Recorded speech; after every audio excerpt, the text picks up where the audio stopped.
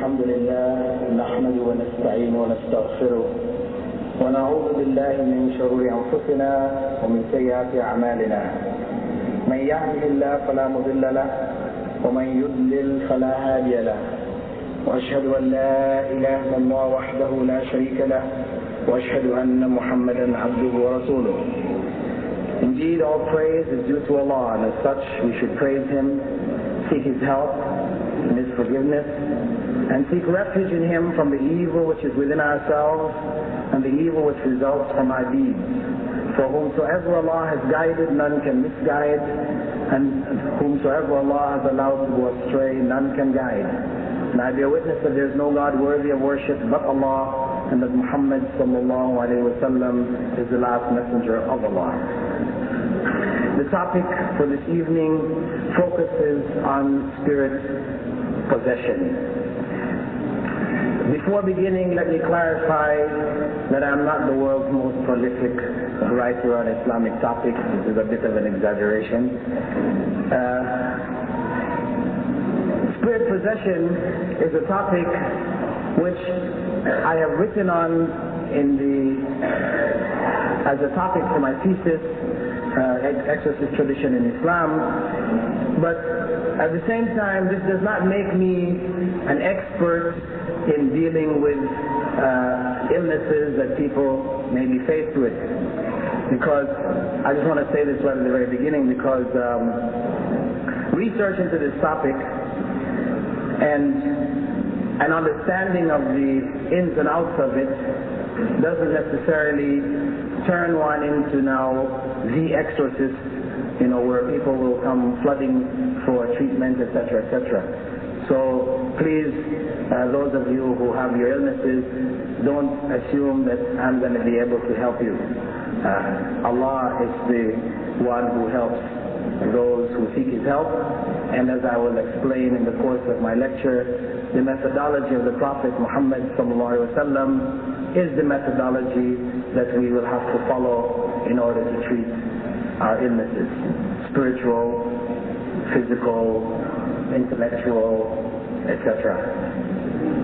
Now, as I said, the topic is one addressing the issue of spirit possession, and by spirit we're speaking about the jinn, because from an Islamic perspective we do not believe that human spirit can affect human beings. This is Christian tradition, Hindu tradition, other systems, because of their ignorance of the world of the jinn, have attributed things which are taking place from the world of the jinn to actions of human spirits after people have died.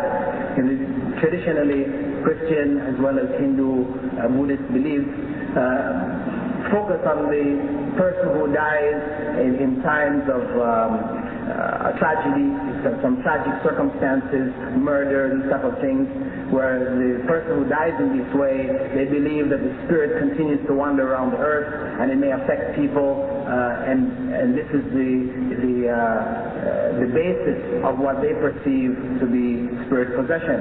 But from an Islamic perspective, when a human being dies, they leave this world.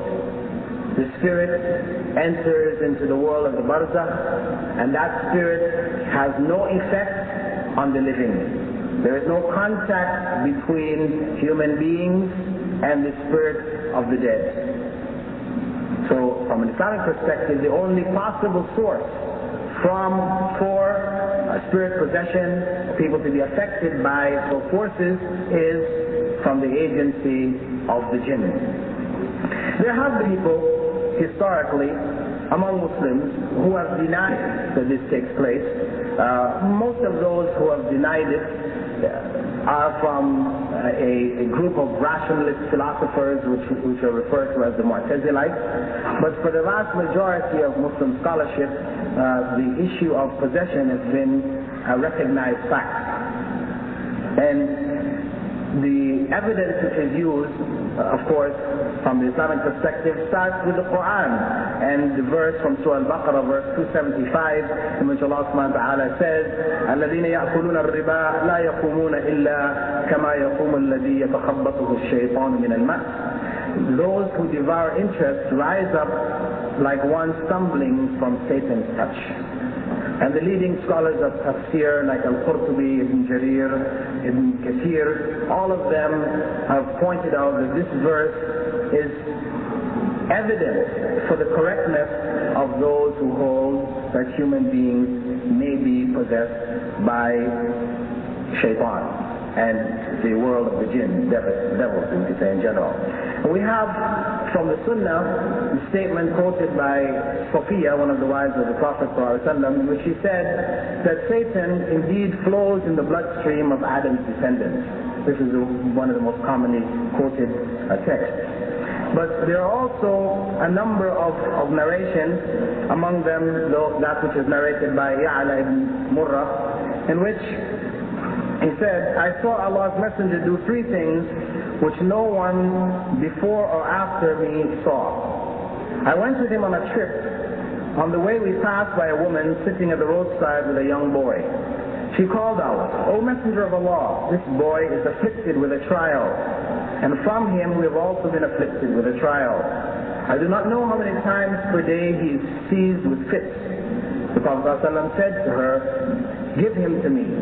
She lifted him up to the Prophet ﷺ, and he placed the boy between himself and the middle of the saddle, opened the boy's mouth and blew in it 3 times, saying, in the name of Allah, Bismillah, I am the slave of Allah. Get out, enemy of Allah. Then he gave the boy back to her and said, meet us on our return to this place and inform us how he has fared. We then went. On our return, we found her in the same place with 3 sheep. And he said to her, the Prophet ﷺ said to her, how has your son fared? She replied, by the one who sent you with the truth. We have not detected anything unusual in his behavior up to this time. So this is among the hadiths which are used to indicate the realities of possession, because if no possession actually took place, then it would imply that the Prophet Muhammad ﷺ was involved in some act of folly and deception. You know, what was the point of opening this boy's mouth? Who was he communicating to when he said, get out, enemy of Allah? So this is among the clear evidences which we utilize, those who hold the position that the jinn may possess human beings. Now, when we look at the reasons as to why does the world of the jinn interfere with the world of human beings? Why would it lead to possession of human beings? First and foremost, we have to understand that what we may perceive as being possession, where a person may fall in a state of fits, a person may seem to have changed their personality, a variety of different things, which have been identified as the signs of possession, that these do not always indicate actual possession. In fact, from my own research, which was quite extensive, in the terms of field research, I gathered material from the Sudan, from Egypt, from Arabia, Bahrain, Sri Lanka, India, Pakistan. I traveled in a number of parts of the Muslim world, gathering information from those Muslim scholars, etc., who were involved in exorcism and claimed to exercise according to the Quran and Sunnah. Of course, there are those involved in all kinds of other things. I didn't bother because that field would have become extremely vast, and I already recognize that the only acceptable methodology would be by way of utilizing the Quran and the Sunnah as the basis. At any rate, a sampling of all of the various scholars or exorcists that I came across in the Muslim world and discussing their own experiences clearly indicated to me that the vast majority of cases that came before them were not actual cases of exorcism. And actually, even in comparing the data which came from Christian sources, because the Christians have been actively involved in exorcism from the time of Christ, and especially amongst the Catholics, they have a very strong tradition of exorcism. And what we can find uniformly in both Muslim as well as Christian exorcists is that the vast majority of cases are psychological or biological. that is only a small percentage, someplace around 10 to 15% of the cases that are brought before people are involved in this, where we're actually dealing with cases of possession. And to indicate the biological sources, scholars have quoted a particular hadith which is found in Sahih al-Bukhari and Sahih Muslim, wherein one of the companions, Atta ibn Abi Rabah, had pointed out a woman who, in the time of Prophet ﷺ, had come to him and asked him to pray for her. And when the Prophet ﷺ inquired as to what the reason was, she explained that she would be overcome from time to time with fits, and it would cause her clothing to fall from her and expose herself. So she asked the Prophet ﷺ to pray for her and have it removed from her.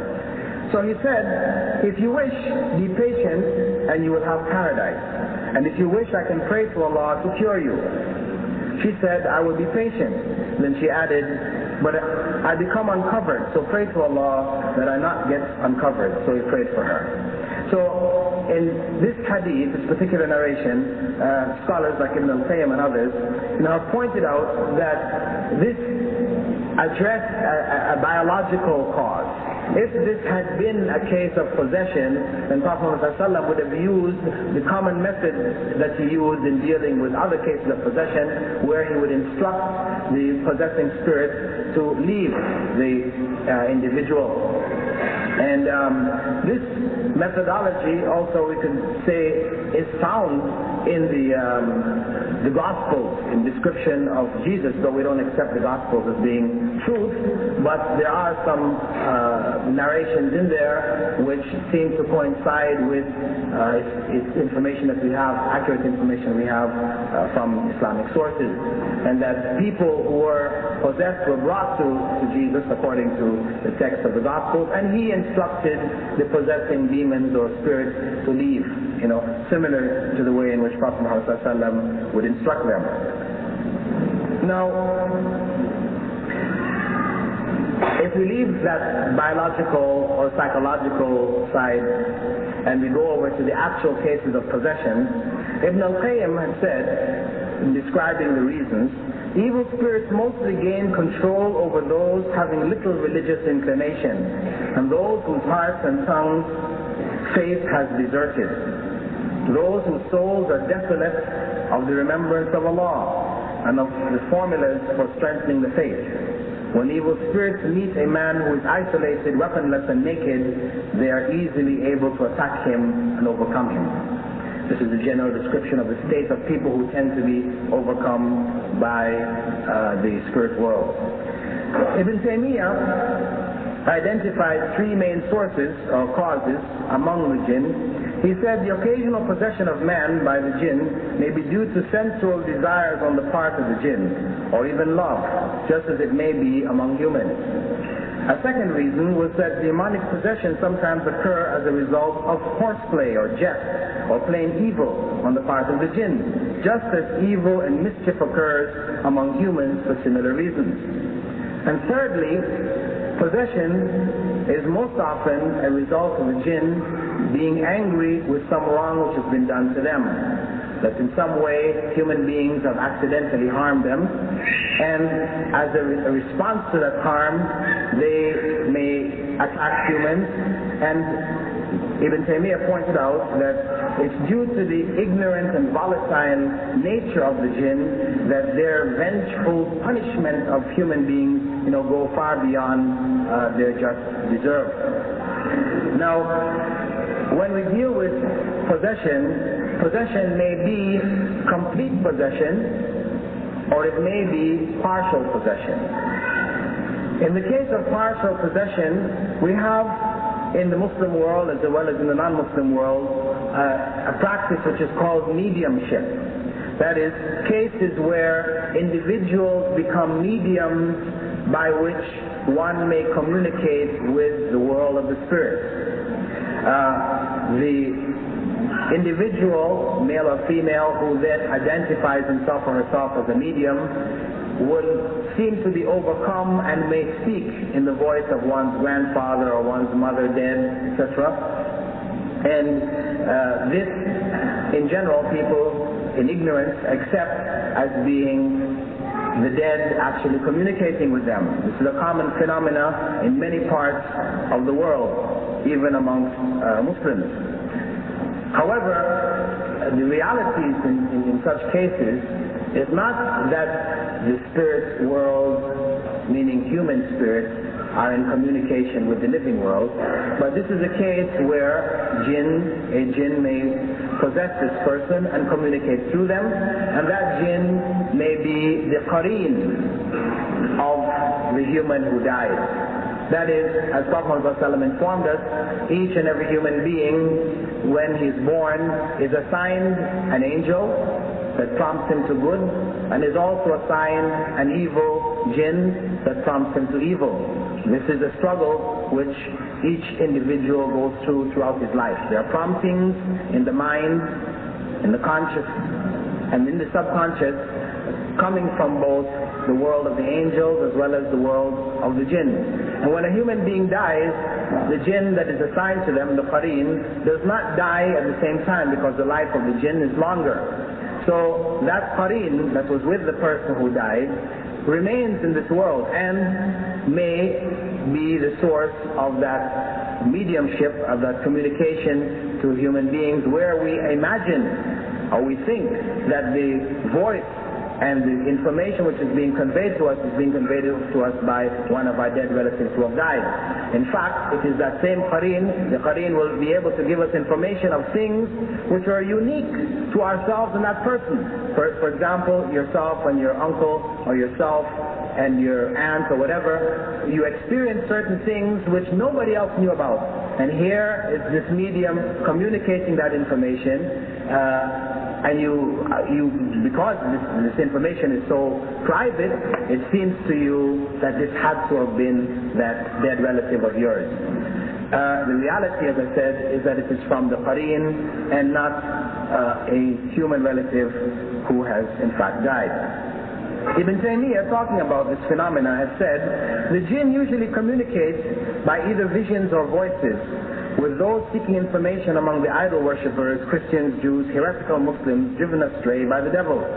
The devils will often respond while taking the form of the one besought while dead or alive. This frequently happens to Christians who call on those who they edify, whether dead or alive. It also occurs to heretical Muslims who call upon the dead or those not present, and the devils take the form of the one called upon. We also have possession which may be possession of objects. As we have partial possession of human beings, we also have possession of objects. Prophet ﷺ, was narrated by Ibn Abbas, who said, when you go to sleep, put out your lamps, because Satan may guide something like this rat to a lamp and cause you to be burned. So the evil jinn may possess animals as well as objects, as in the case of a rat.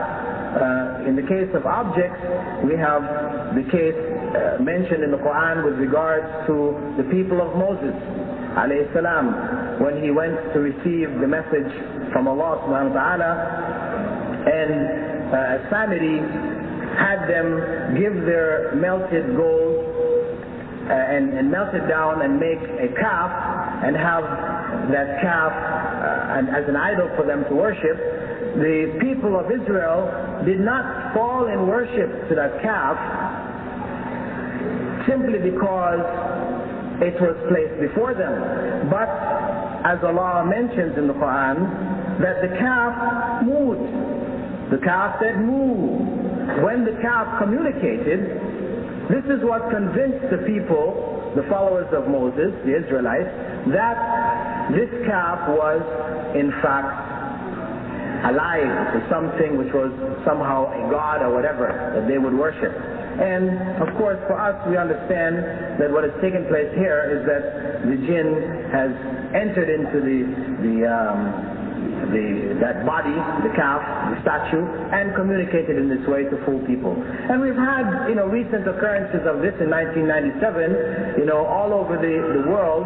the Hindu god Ganesh, began to drink milk. People had been practicing their pujas, their acts of worship to this god, this elephant head god, Ganesh, in India and in wherever their temples are around the world for many, many years. And there was no special phenomena taking place. They would pour milk over it, etc. But on one particular day in the year 1997, they found that the milk was going into the mouth of the idol in India, as well as wherever the temples were. In London it happened, also in the Emirates where I was. They found they were pouring milk by the mouth of the idol, and that milk was going in. Now, scientists tried to give explanation for it, that it was by capillary action and all kinds of other explanations, but the reality is these explanations really didn't hold water. The point is that at that particular instance, in different locations around the world, the jinn occupied these statues, started to imbibe this milk, giving the Hindus the impression that their god was alive, real. This was a miracle for them, convincing them of the authenticity of their belief. We can also have partial possessions happening, as in the case of Al-Hallaj. Al-Hallaj was a heretic, from a number of centuries ago, who has been elevated by some elements as being a saint.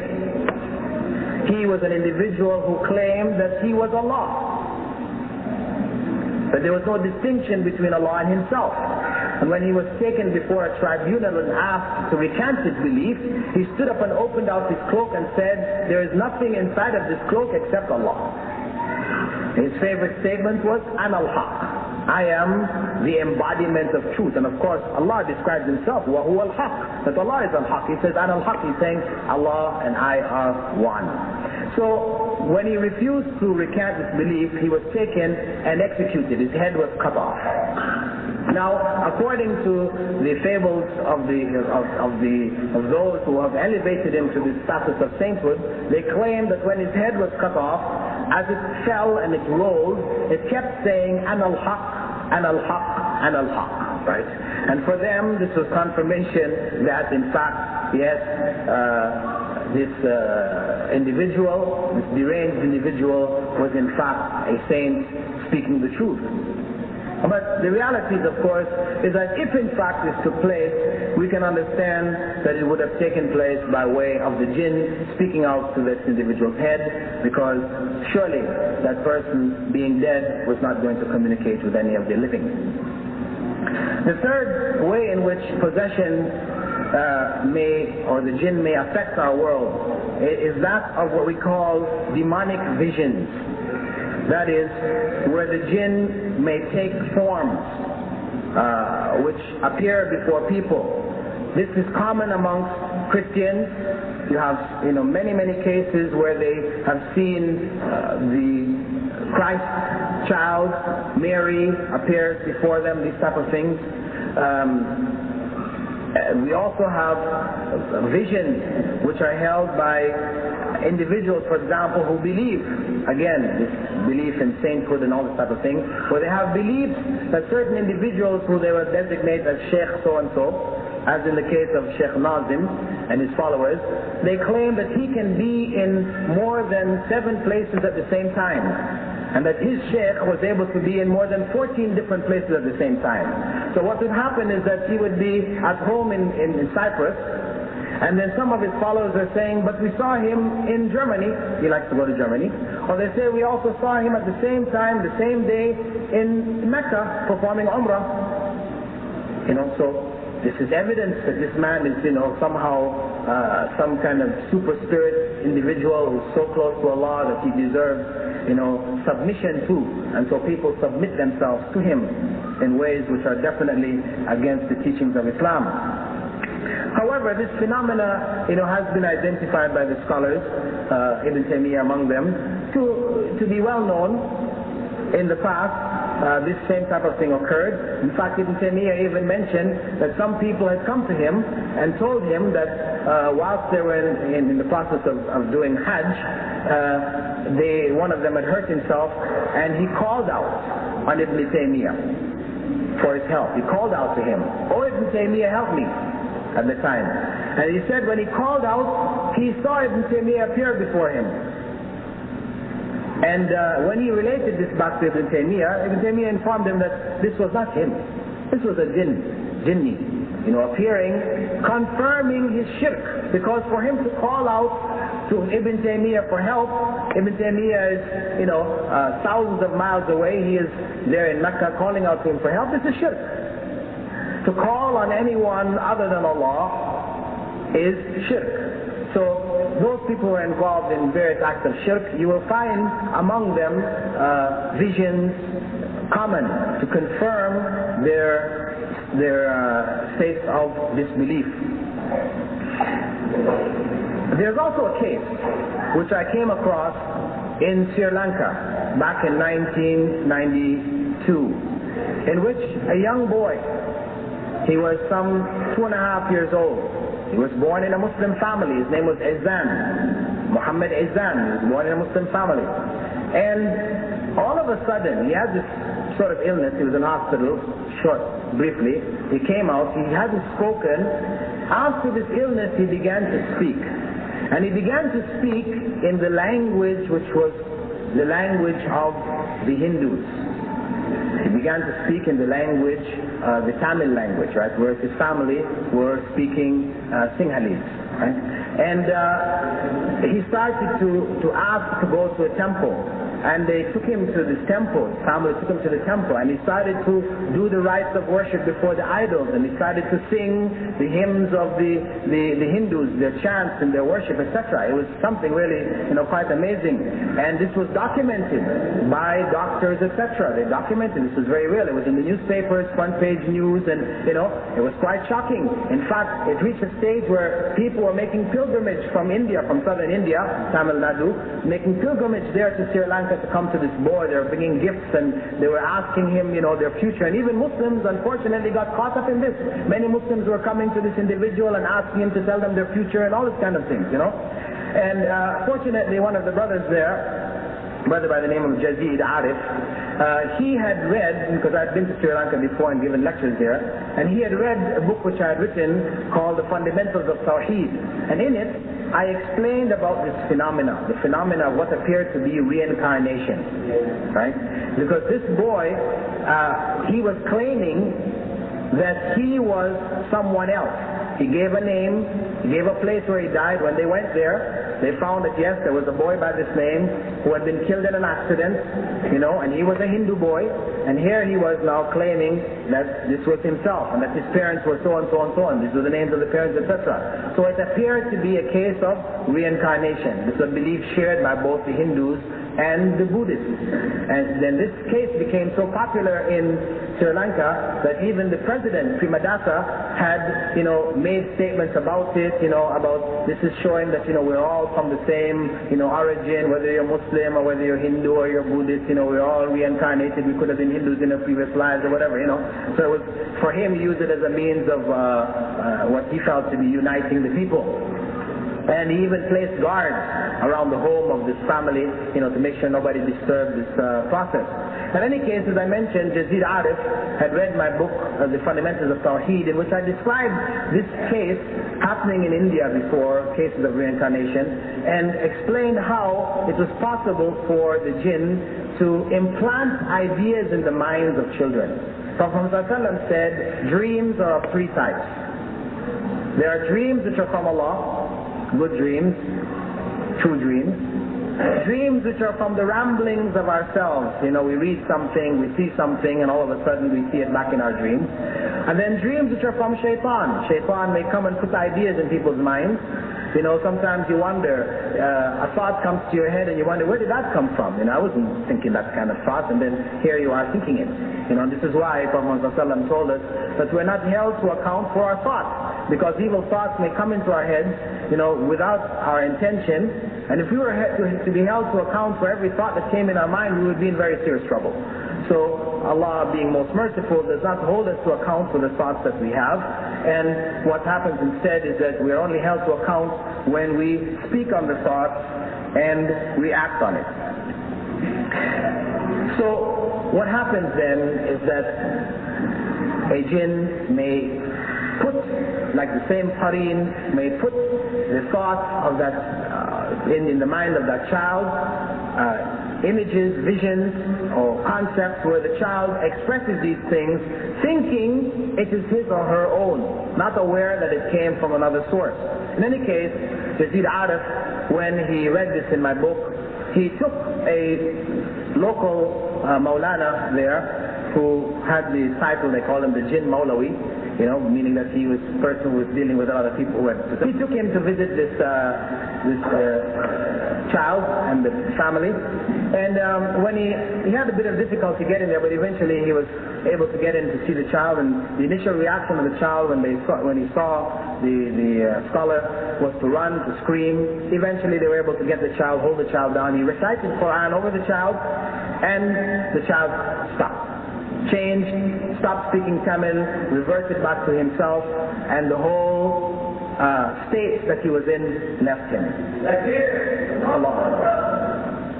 So the issues of possession, whether partial or complete, these are realities which we experience in our world today.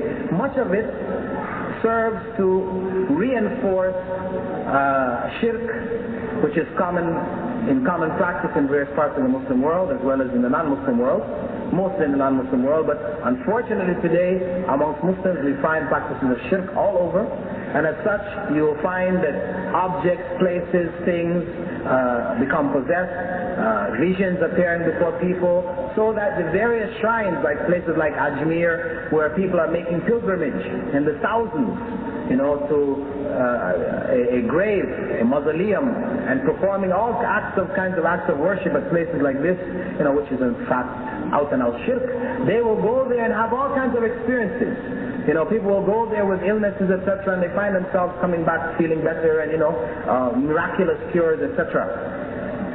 Now, we also find, as an aspect of possession and interference of the jinn, magic.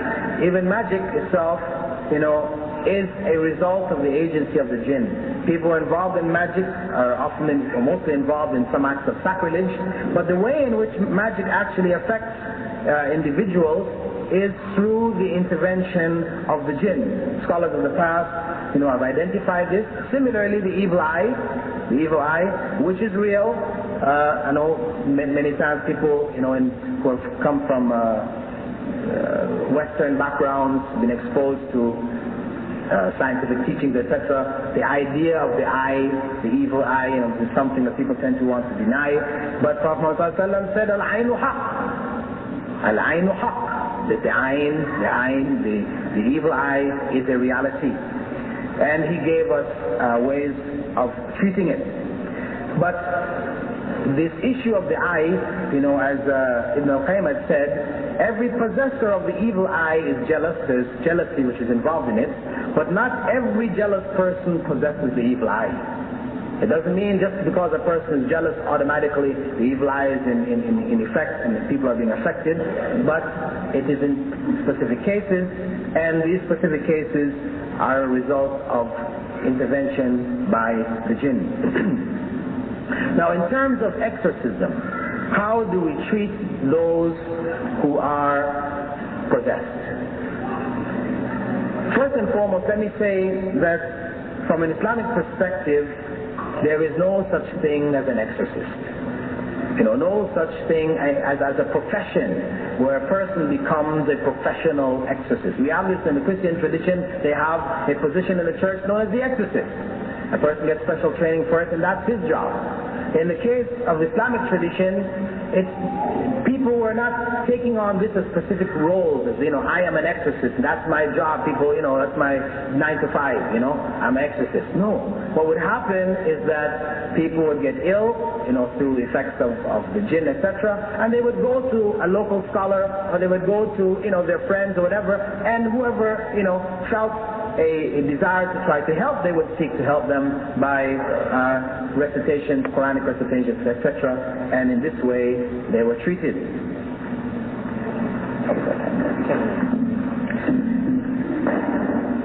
The one point I'd like to mention here is that there's a book called Medicine of the Prophet, in which it is described that the Prophet ﷺ prescribed amulets.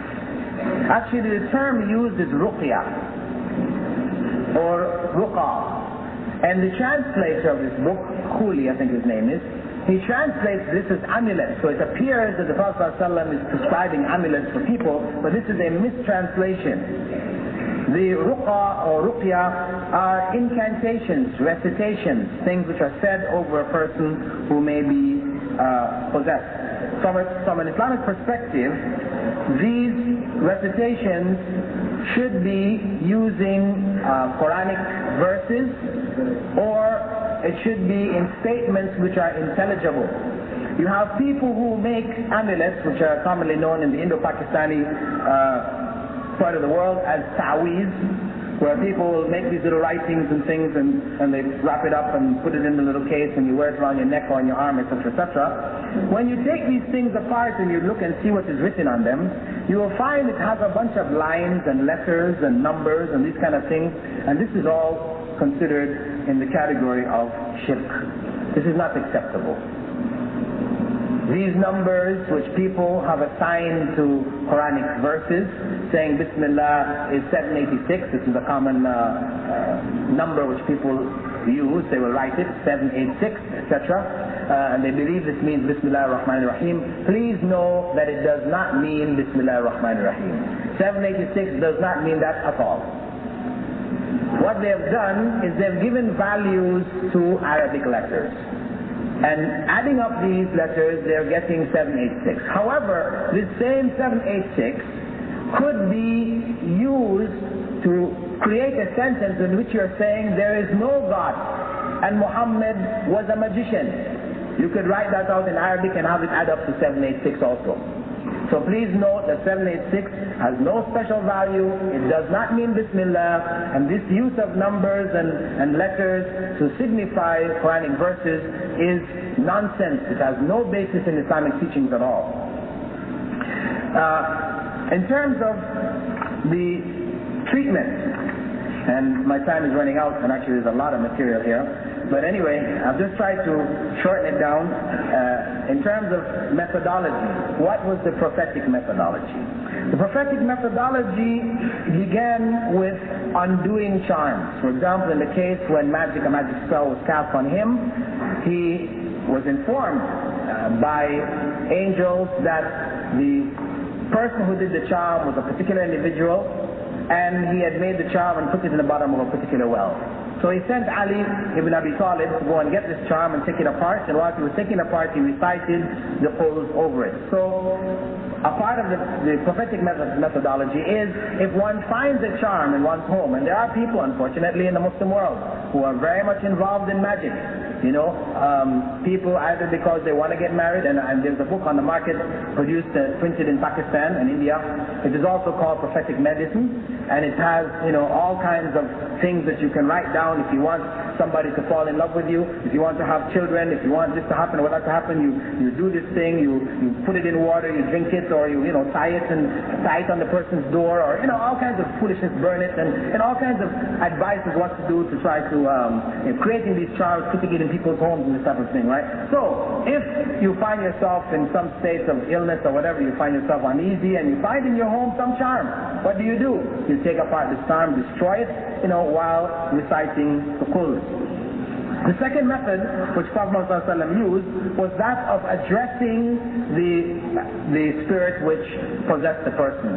As I quoted before, he would call out to the spirit, saying, I am a slave of Allah, get out, O enemy of Allah. So the issue of addressing that spirit, instructing it to leave, is a part of the methodology of the Prophet ﷺ. Furthermore, the Prophet ﷺ also invoked curses on the possessing jinn or interfering jinn.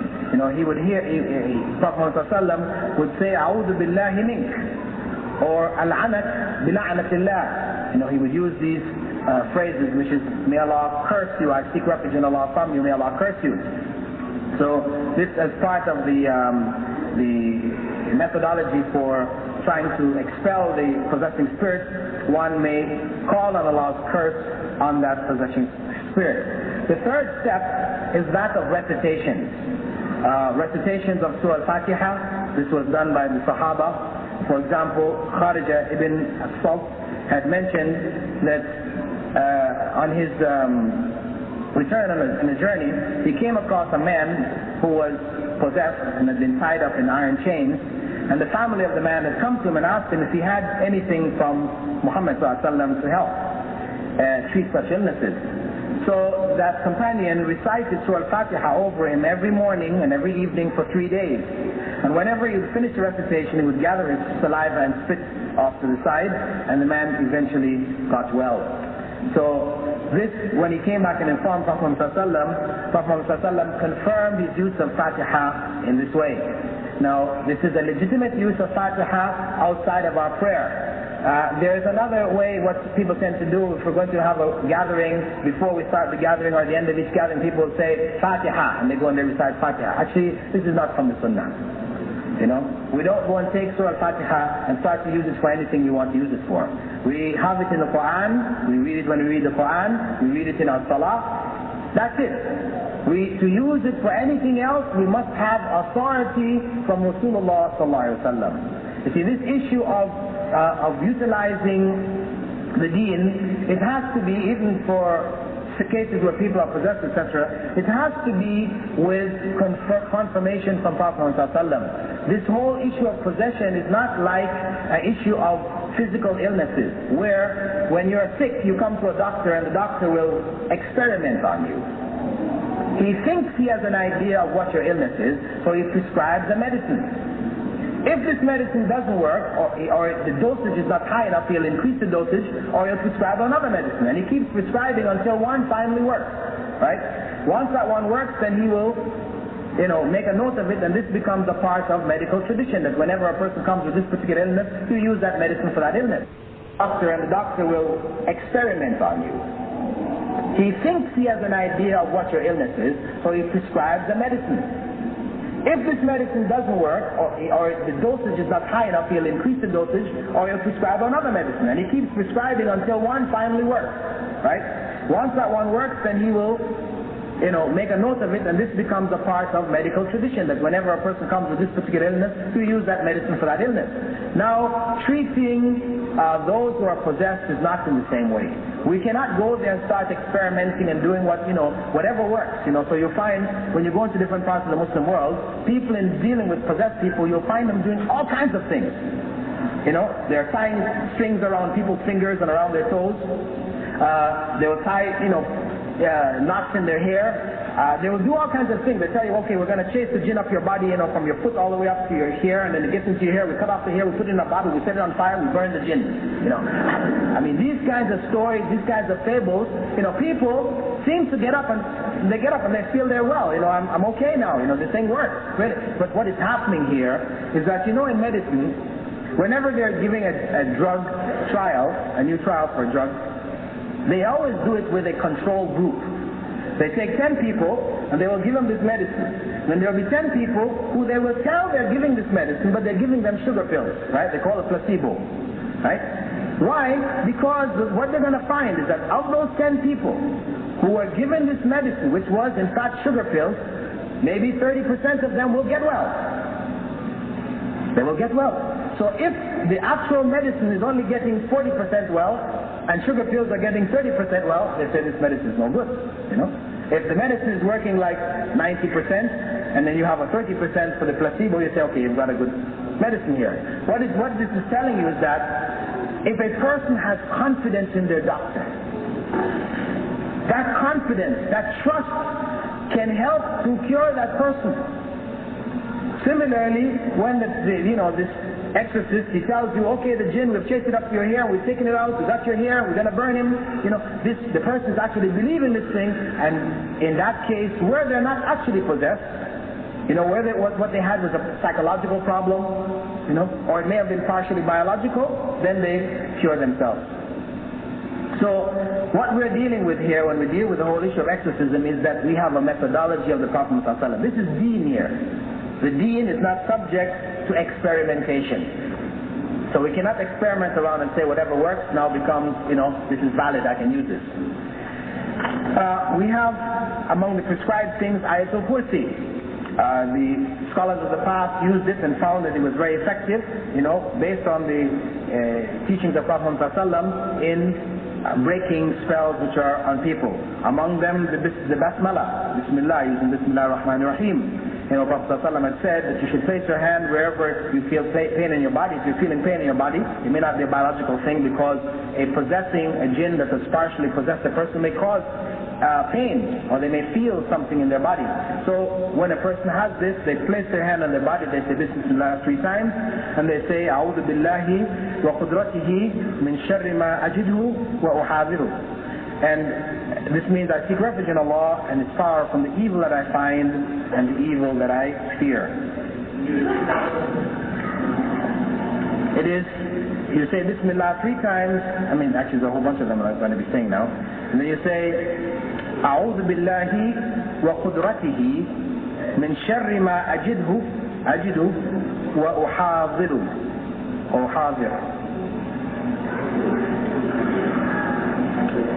We also have the ta'awud, which is just in general, seeking refuge in Allah. As Allah tells us in the Quran, وَإِمَّا يَنزِغَنَّكَ مِنَ الشَّيْطَانِ نَزْغٌ فَاسْتَعِذْ بِاللَّهِ إِنَّهُ هُوَ السَّمِيعُ الْعَلِيمُ.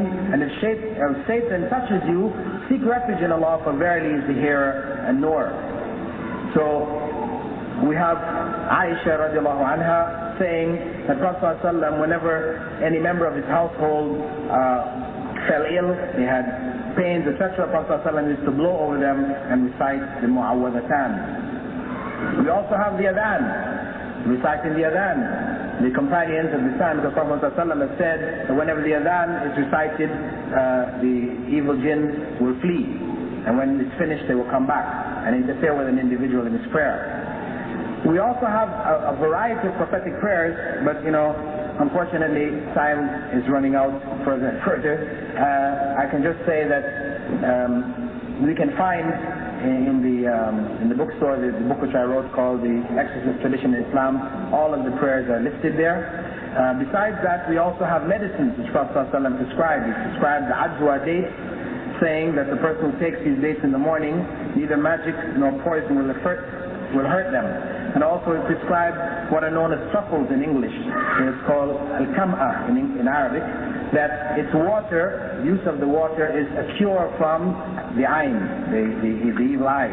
He also prescribed that if a person had caused an evil eye hurt to another person, he instructed the person who had caused it to take a bath, and they would take the water from that bath, to perform ablution, and he would take the water from the ablution, the water left over from the ablution, and the person who was affected by the evil eye would bathe with it. There's also the step, which is a very dangerous step, which I have to be very careful of, that the person who may be possessed may also be hit. But the hitting, has to be in a very controlled fashion. It cannot reach the kind of extremes that took place, for example, in England, about 4 years ago, where 2 peers in Manchester beat a young girl, 17-year-old girl, to death. And they're in jail currently now for killing her in the course of exorcism. When Prophet ﷺ hit somebody, as he may have hit a child or hit a young person who came to them with this, he would hit them on their back, more like a pat on the back. If you got something stuck in your throat, you get a pat on the back. Not the practice, of taking sticks and clubs and beating that person into a state of death or near death. In closing, I'd just like to say that we do have an issue that we have to address. The issue that Christians and Buddhists also exercise. People come to them possessed, they're exorcised, and they go away well. How do we explain this? If they're involved in shirk, etc., how can we explain this process? Well, the reality is that when a Christian or a Buddhist calls on Jesus or on Buddha or makes statements of shirk, the person who is possessed, the jinn in that person will leave, not because it is forced out, but it will leave in confirmation of shirk to the followers. Because they see this person being cured, it appeared that they're cured by calling on Jesus or the scriptures of the Buddhists. But the fact of the matter is that the jinn is leaving, just confirming shirk in the minds of the people who are observing. Whereas in the case of a Muslim reciting Quran, the prophetic du'as over the person, the jinn is leaving because it is given out. You will also find Muslims who may call on Muhammad ﷺ or call on some saint, and the person appears to be cured. Again, that curing is like that of the Christians and the Buddhists, etc. It is not a true curing.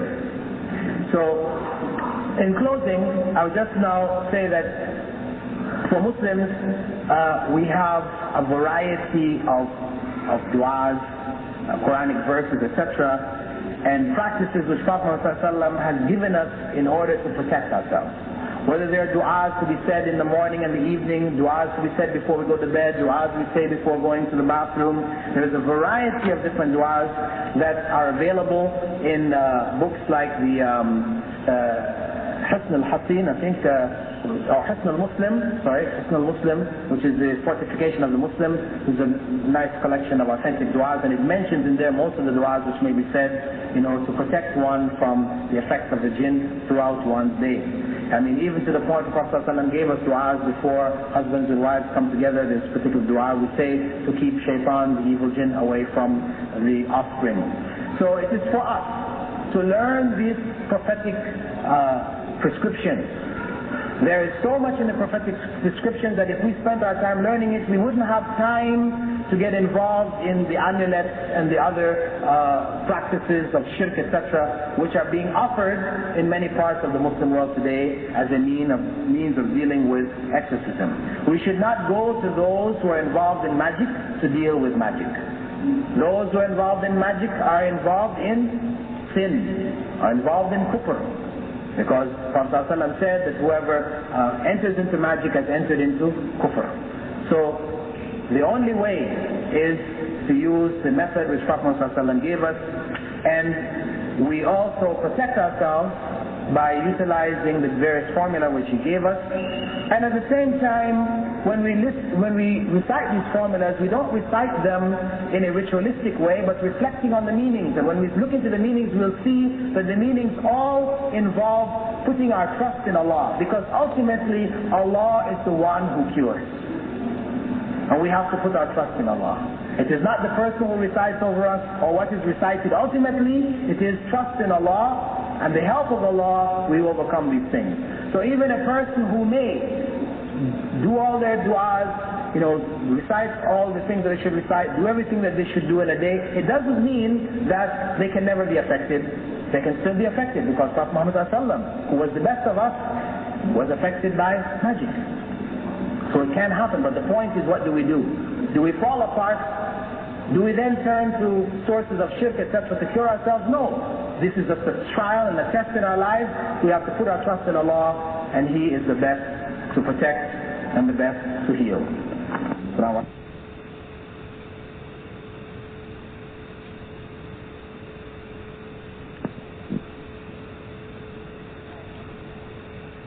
You have bodyguards.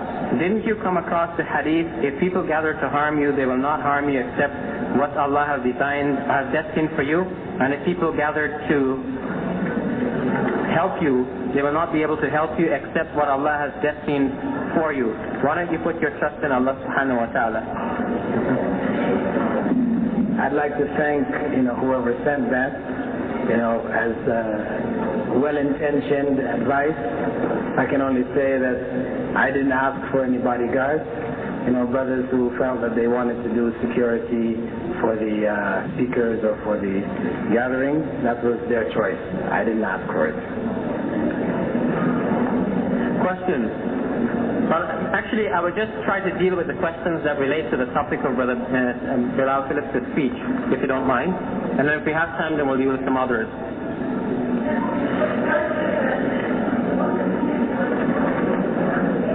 Okay, question. People who talk or laugh in their sleep, is that inspired by jinn? And two, does jinn possession or does jinn possessed person have epileptic sicknesses? You don't have two mics, then you can talk back and forth, back and forth. Yeah.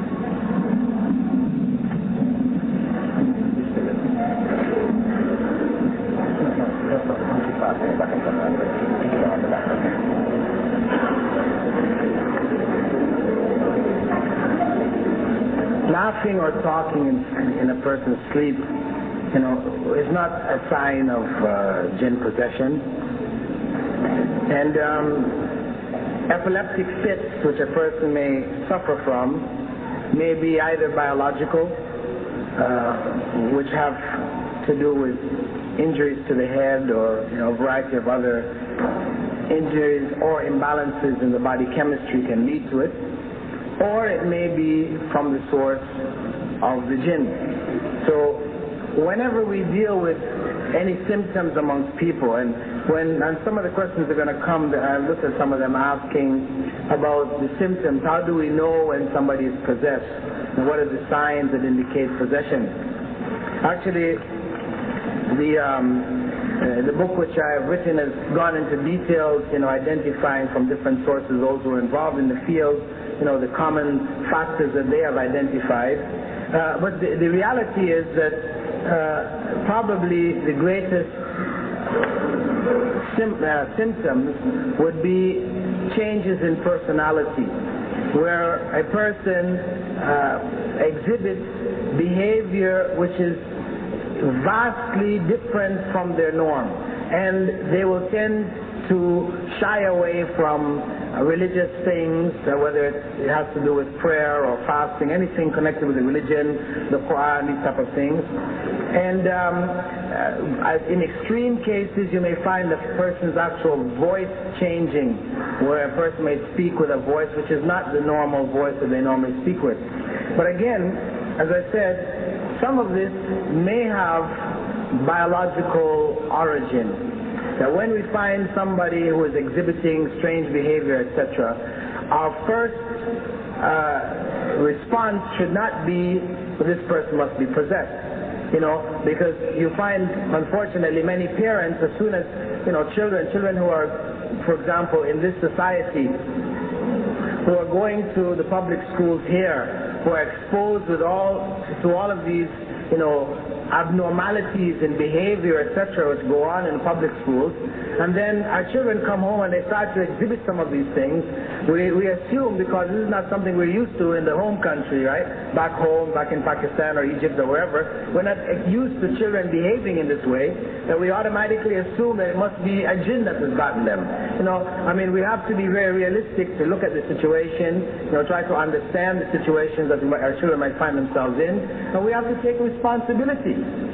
We have to take responsibility. What is happening to our children here in this society is a product of this society itself.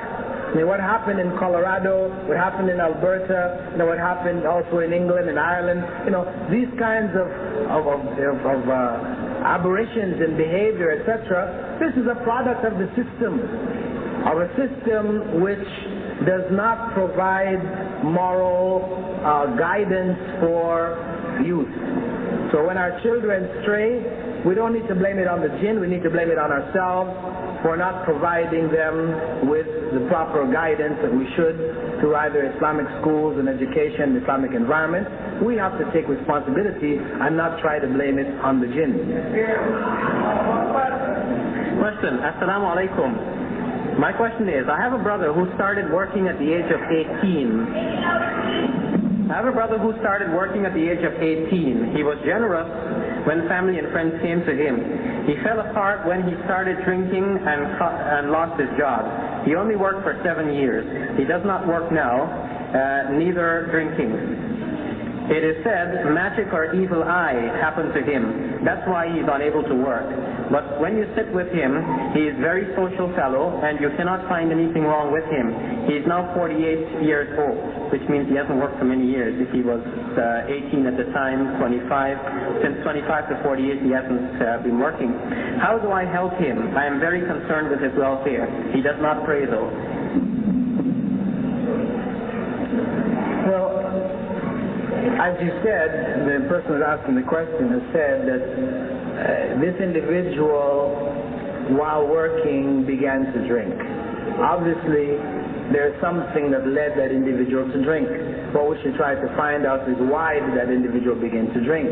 Why that individual doesn't pray? This is the foundation. The point is, as Allah tells us in the Quran, that if we turn away from Allah's remembrance, فَمَنْ أَعْرَضَ عَنْ ذِكْرِي فَإِنَّ لَهُ مَعِيشَةً ضَنْكًا, that whoever turns away from my remembrance will have a wretched life. This individual's life is wretched because he's turned away from Allah. So what we need to try to do is, rather than try to exorcise him, we need to try to get him back to Islam. Because if he's void of prayer, and his life is not praying, then and Prophet ﷺ told us that the distinction between the believer and the disbeliever is salah. Whoever abandons it has become a disbeliever. Then what we have in our hands is a person who is virtually a disbeliever. We have to try to bring them back to Islam. After bringing them back to Islam, then we try to build them up. And inshallah, with a proper Islamic foundation, then he will be able to get his life back in order with the help of Allah subhanahu wa ta'ala. Question: do jinns reproduce? Do they receive revelation? Basically, what are their qualities? I have put several questions asking that, and also several questions asking this: is there such a phenomenon as good jinns that help people? Okay, in terms of the characteristics of the jinn, of course, we don't know what they look like. They're not visible to us. If they enter into our dimension, they enter in forms that we know, either it's in animal forms or some apparitions like human forms, perhaps also the UFOs.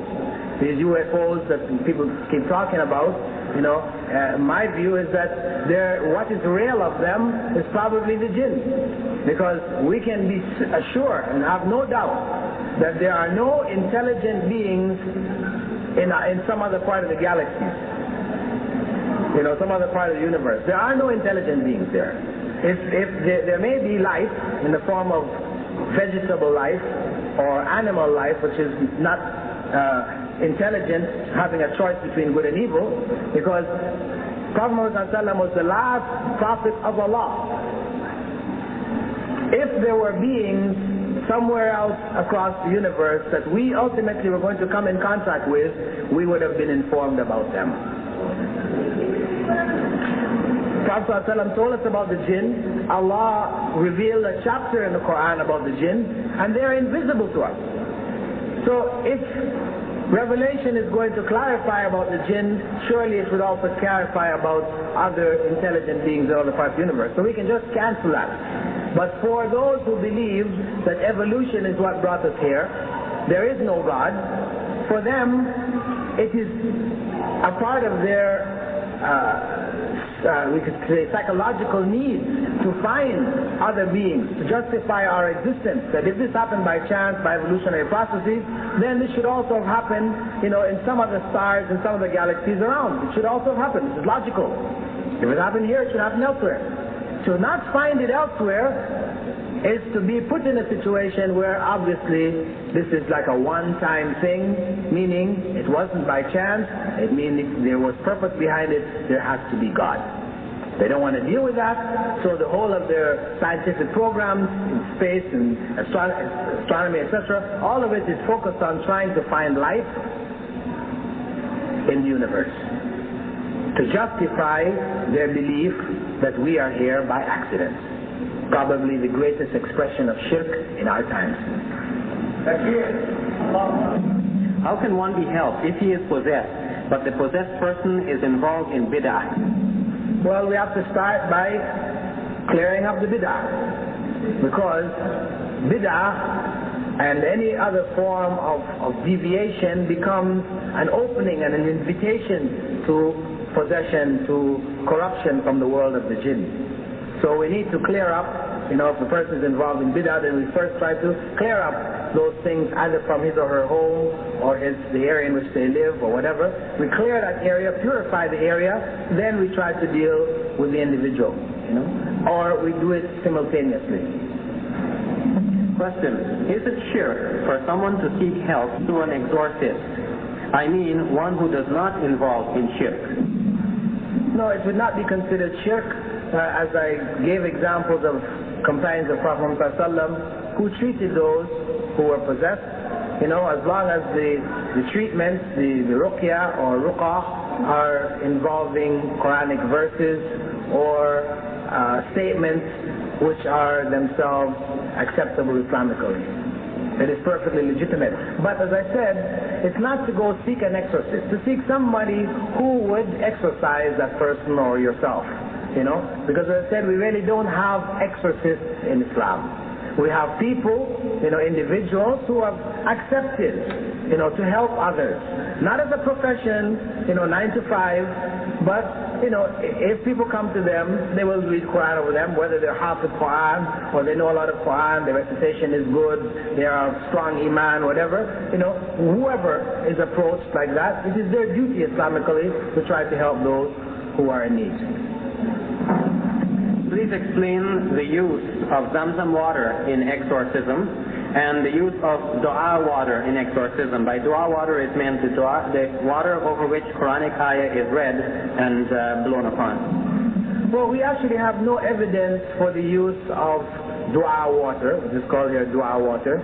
We have no evidence for it. Prophet ﷺ didn't do it, companions didn't do it.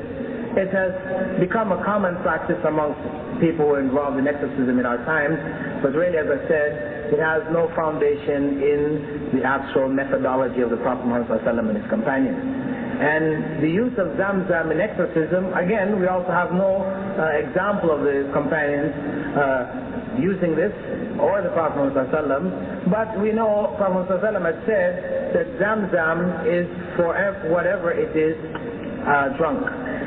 Right? So if a person were to drink Zamzam, asking Allah to help them, overcome whatever has overcome them, it's legitimate. But to say that it is a standard article in the arsenal of the exorcist, no. Would you say that the main purpose of the jinn is to use the people's own superstitious beliefs to lead them into the fire? No, I wouldn't say this is the main purpose of the jinn. The jinn were created like human beings with an ability to choose to obey Allah or disobey Allah. Their main purpose is to worship Allah. That is the main purpose of the jinn. No? As Allah said, وَمَا خَلَقْتُ الْجِنَّ وَالْإِنسَ إِلَّا لِيَعْبُدُونَ. Allah said that. He didn't create the jinn, but He said mention the jinn first. Nor human beings except for worshipping Allah. That is the main purpose of the jinn, just as this is the main purpose of human beings. The evil among the jinn, like the evil amongst human beings, will try to draw others into their evil. And if a person is involved in some kind of corruption or whatever, they do not feel comfortable until everybody around them is sharing in that corruption. The jinn are no different in that sense. So they try to draw people into corruption. They are themselves involved in shirk type corruption, and they try to draw people into similar practices. I have several questions here on how to recognize if a person really has some jinn on him. Do you have to put this person through some medical tests first, or are there some sure characteristics that will mark off a person as being possessed? I did address this earlier, that personality changes, voice changes, habits, radical changes in habits can be among the signs, but it is not an automatic sign. Really, all of the signs are also exhibited by people who have medical problems. So whenever one finds a person in a state, the first thing that one should try to do is to deal with it on a medical level. Having failed to deal with it medically, in other words, you've identified that it is something beyond medicine, then you look and focus on Quranic recitation, etc. However, anybody who is sick, whether it is biological or you may feel it is spiritual, to read over a person is natural. As we have so many du'as the Prophet ﷺ gave us, as well as, examples of the companions reading over people who are stung by scorpions, a variety of things. So the idea of calling on Allah's help in dealing with our illnesses, this is something that we can just do automatically. But as I said, in terms of focusing, in the sense that we now have a sense that this is probably from a spiritual source, from the jinn, and we put all our efforts in terms of taking that person to somebody to have his, Quran recited regularly and really tackling it on that basis, we should do so after having checked out the medical side.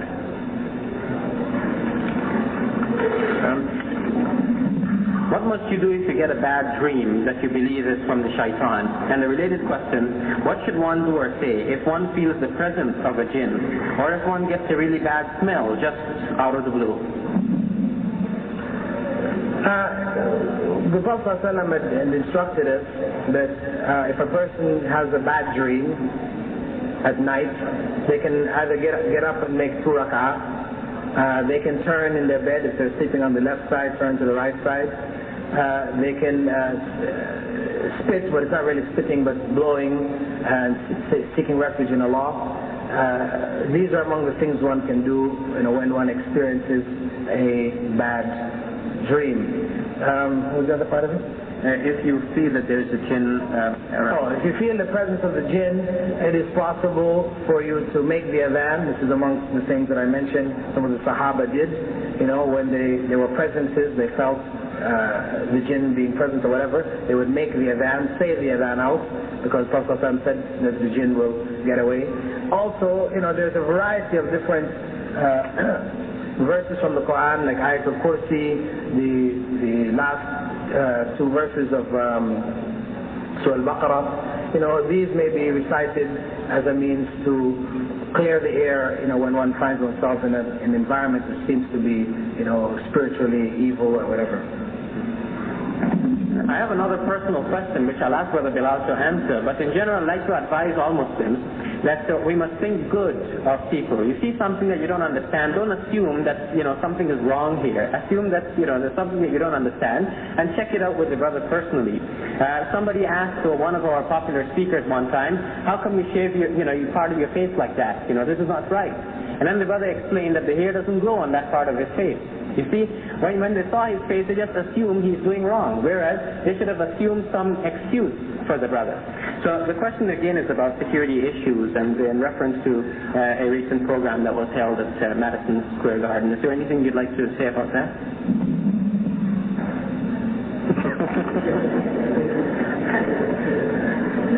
All right, we just move on to the jinn question.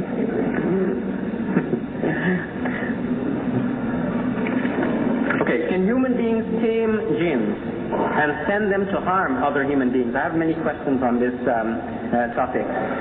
Can we communicate with jinns or negotiate with a jinn at some time, at the time of taking the jinn out of the possessed one? So you're taking the jinn out, at that time can you make some negotiation with the jinn? Please address these 2 questions.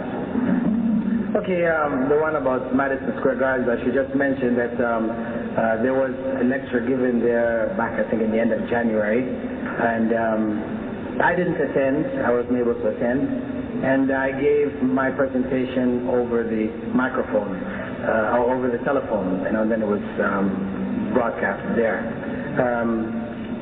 The only thing I'd like to mention from it is that in the course of the lecture, I did mention something which is, I think we should be aware of, and that is that the practice of intermediation, that is calling on others besides Allah, this practice, which had been widespread amongst Muslims up until recent times, with the revival of Islam in the various parts of the Muslim world, to the various movements and organizations, etc., people have been moving away from this, realizing and understanding that this is in fact shirk. It is not acceptable Islamically to call on anyone other than Allah.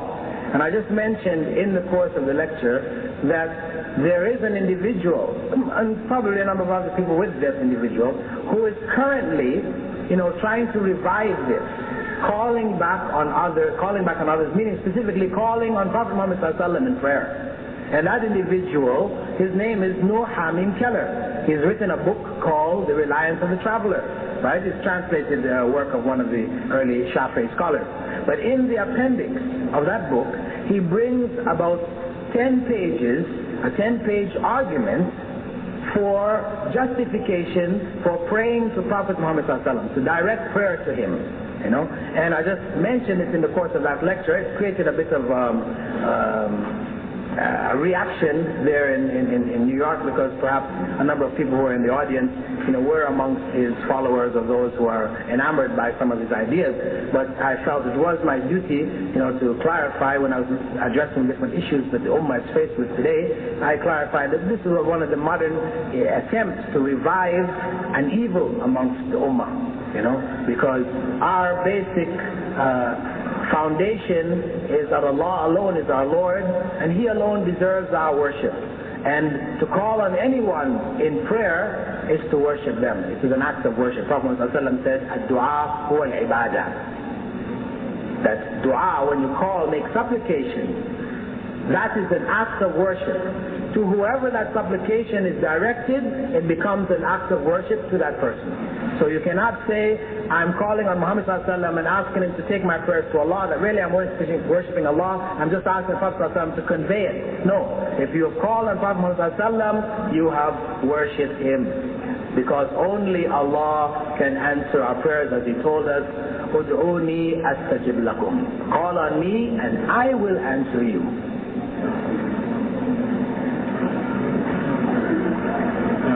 There were the questions about the jinn, for example. Oh, okay. Now our question about the good jinns. We know that the jinns are divided into believers and disbelievers, just as amongst ourselves. Now what about the believing jinn? We know that the evil jinn are coming in, messing in our lives, and they are the source of a lot of the things that have to do with the ghosts and all these kind of things that amongst the non-believers. Now, what about the good jinn? Can we have a good jinn that helps us out? We hear usually when people start talking about jinn stories, and they always start talking about so and so who had a good jinn, who would come and clean their house and do these nice things for them and all this kind of things, right? Can we have such things? No, this is nonsense. This is nonsense, right? The jinn are prohibited from interfering in our world. They are prohibited. If there were going to be good jinns helping us, Prophet Muhammad ﷺ would have had an army of them. The Sahaba would have had armies of them. And we don't have any record of any of the Sahaba having good jinns, coming around doing things for them and helping them, okay? So please believe that anybody who claims he has this good jinn helping him out, is either deluded, because again, the jinn, in catching a person, just like any satanic group or individual, they never show you who they are right from the beginning, right? They will come to you like a nice person, right? And offer you something which seems to be good. And then when they have trapped you, then their real selves will show. Okay? This is the standard way in which cults operate. Individuals, deviant individuals, evil individuals will tend to operate in the same way. So it's not surprising that perhaps amongst the jinn, there may be some that will come to people, give them the impression that they're helping them, and then after they've drawn them into their circle, then it will get from them the acts of shirk or whatever, or use them to misguide others. This question defends the use of amulets or ta'weez. And it says these are given to people who did not read or write. Also, it is always the verses of the Quran. As far as the numbers are concerned, this science of numbers developed during the time of, can you read this? Imam Ja'far Sadiq. Imam Ja'far Sadiq. And the main reason for using numbers was that if the amulet falls down, then it is only a number. Also, people go to the washroom wearing amulets. So instead of wearing the verses themselves, it is just the numbers representing the verses. If numbers were not important, then why did Allah prescribe 2 rakats of Fajr, 4 for Zuhr, and so on? Your views on this, please?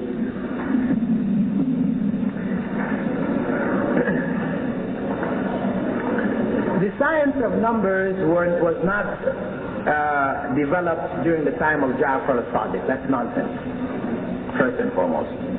The science of numbers was developed by the Jews. In the number system, which is similar to ours, which goes according to the Abjad system, this was developed by the Jews. The use of numbers to have meanings was ancient. It was from the time of the Greeks. The Pythagoras and his followers, they were involved in numerology. Numerology is an ancient pseudoscience. So it is not the time of Ja'far. Please, whoever said this is nonsense. Okay. Secondly, this explanation that it was used in the place of Quranic verses to avoid because it will be worn and taken into the bathroom and all that, that does not justify it. The early scholars prohibited it.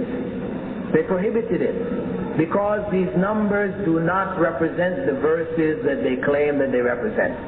It is numerology, and numerology is among the forbidden sciences. They're pseudosciences. They're part of, fortune telling, and it's used for fortune telling. In fact, the person who used these numbers most recently is Rashad Khalifa. If you read his writings, he was heavily involved in this same abjad, calculation, and from it he was able to claim that he determined the exact date of Yawm al-Qiyamah. This is where this stuff leads to. So this issue of numerology, we'll say it has no place in Islam at all. Actually, in the book I wrote called the Quran's Numerical Miracle, Hoax and Heresy, I went into a detailed chapter explaining about the history of numerology and its falsity, etc., etc. The other thing about if numbers weren't important, why did Allah prescribe 2 rak'ah for Fajr and 4 for Dhuhr? Please. Let us not compare numerology to the numbers that Allah has set for our prayers, etc. There's a vast difference. There's a world of difference. Because we don't take these numbers, because actually, those people who are involved in the same kind of numerology, you find amongst the Ismaili Shiites, those who will say, okay, because Fajr was 2 rak'ah, Dhuhr was 4 rak'ah, Asr was 4, and Maghrib is 3, and Isha is 4, that if you just say 2, 4, 4, 3, 4, you have done your 5 times daily prayer. Okay? Yes, that is nonsense, you see. That is using the numerology of the numbers which Allah has set. No, the 2 rak'ah which are set are 2 rak'ah to be prayed. Not to be said, to quote the number 2 and then it replaces prayer. So in that way, yes, a person would have definitely deviated, if they're going to understand the numbers and compare it in a similar light. I have a report from the sisters area that some of the sisters are not interested, apparently, and so I would ask all of the sisters to appear interested. Now, if one has faith in Allah and constantly seek refuge in Allah, can that person be hurt by jinns? That may be in a haunted house or by one who is possessed. Also, what if the faithful person in this case, let's say she's a woman, she can't make wudu because she's in her period, how can she protect herself? Well, I already explained that Prophet Muhammad ﷺ was affected by magic. And in terms of maintaining, an environment of remembrance of Allah around one, I would say Muhammad ﷺ was the best to do so. We are likely not able to do it as he did it. So if he did it and yet he was affected, it means that no matter how hard we try, it is still possible for us to be affected. Because the reality is that no matter how hard we try, we cannot be in that state of remembrance of Allah from the time you wake up till the time you go to sleep. So there will be gaps. Through the du'as, through the different instructions that Prophet ﷺ gave us, these are things to help us to maintain a consciousness. Put on your clothes, right side first, left, combing your hair, right, left, put on your shoes, right. These are all things to help us to be conscious of what we're doing, remembering to make du'as. When we look at ourselves in the mirror, we say, the du'a, oh Allah, as you made me, my physical being handsome, make my character also handsome, etc. All of these things to remind us. But it doesn't mean that we now become, impervious. We cannot be affected by evil forces. No matter how